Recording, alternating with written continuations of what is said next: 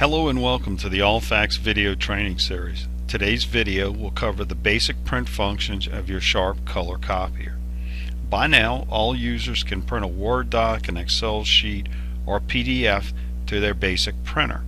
Printing to the Sharp copier will be no different. One thing that does get overlooked when printing to the copier is taking advantage of some of the advanced copy functions at your desktop. Let's take a quick look. With a PDF, you would click on Properties. In the Word doc or Excel sheet, you would click on Printer Properties. So let's take a look. The Printing Preferences window opens, and if you look across the top, you have several tabs: Main, Paper Source, Finishing, Layout, Job Handling. You have an arrow to Advanced. There you have Insert, Stamp, Image Quality, and Detailed Settings. Let's go back to the Main tab. Couple things here you'd want to look at. You have your quantity, you have your original size and output size. This is basically reduction and enlargement from the print side. So if you had a letter size document and wanted to put it on a larger sheet of paper, you can enlarge it there, or go back the other way if need be. But we're going to put that back on same original. Here is two-sided printing. So if you pick long edge, it will kind of show you what it's getting ready to do. Over on the right side, you have in-up printing, which is kind of like printing slides out of PowerPoint. It'll put 4 images on a sheet of paper. Here's staple.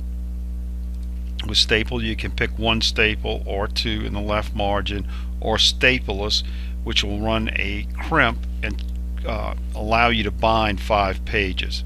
So let's get out of that. If we go up here to the top, we're going to pick Paper Source, and you have paper tray and paper type.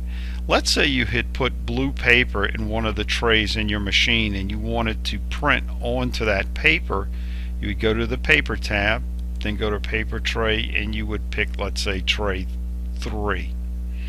If you wanted to put paper in one tray and designate that tray with a paper type, you could come to Paper Type and pick, in our case we would pick Letterhead, because, and we'll click Tray Status, but if you look, Tray 4 was set to Letterhead, and we would print our job on the letterhead paper that is now in Tray 4.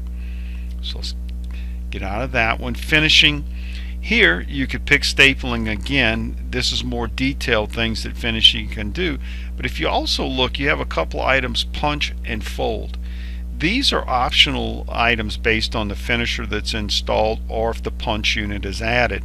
What this is telling us, both of these options are not on the machine and we can't access them at that point. If we go to layout, this is again two-sided printing, a little more detail there, and booklet.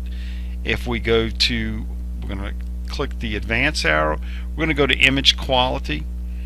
With the full color machine, sometimes you might want to adjust the actual color. So here you could go and change the red strength. You could change the brightness. If you look at the jelly beans at the top, they're getting a little darker. I'm turning it down or up. So you could make an adjustment depending on what you were printing, maybe a photo or something and it was a little too dark. You could come here and adjust that. We'll get out of there. Here you have kind of a subtle adjustment based on the image type. So depending on what you're printing, whether it's a photo, a presentation, that type of thing, you could set some adjustments there. If you need additional information or help with a specific item on one of the tabs, don't forget the help button in the lower right. If you click the help button, we're on the image quality tab at this point, and the help file and the help information is basically only about the image quality tab. So if you see image adjustment dialog box, if you click on that, it will give you some additional information there. You can also scroll down and it will tell you about every setting on the image quality tab. So some really good help and information there. That completes our video, and thanks for watching. If you need additional information or support, please visit our website at www.allfax.com. You can also contact us at our main number at 504-443-0188. On behalf of the entire Allfax team, we appreciate and value your business. Thanks, and have a great day.